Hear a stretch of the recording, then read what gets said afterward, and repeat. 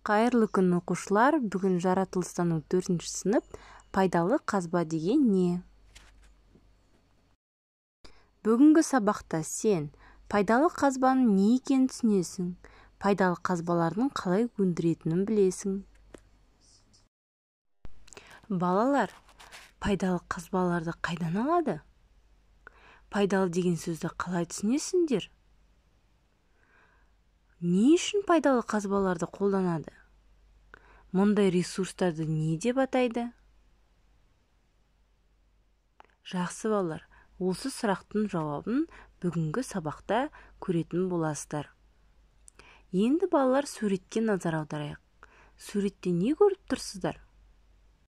Бірінші суретте көлік, екінші суретте көмір, үшінші суретте кірпіш, төртінші суретте тастар, бесінші суретте ас тұзы, келесі алтын.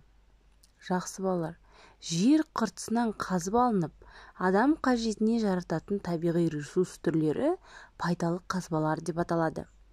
Пайдалы қазбалар жер астында да, жер бетінде де, тіпті су ішінде де болады. Оларға көмір, мұнай, газ, алтын, күміс, қорғасын, әктас, гипс, бор, гранит, ас тұзы сияқты ресурстар жатады.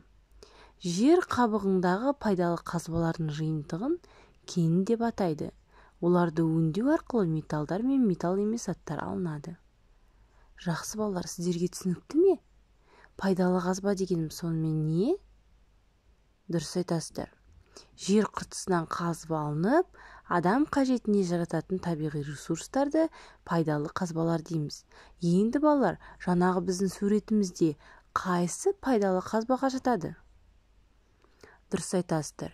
Көмір, алтын, ас тұзы, осылар балалар пайдалы қазбаларға жатады. Пайдалы қазбаларды әртүрлі әдіспен өндіреді.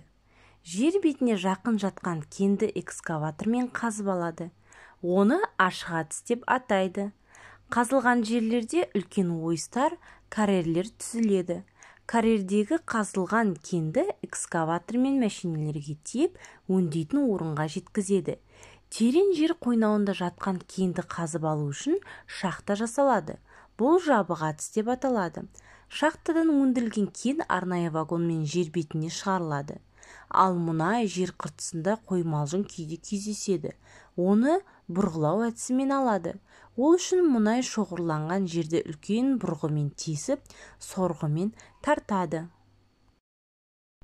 Есте сақтаңыздар балалар, пайдалы қазбалар жер қойнауында болады.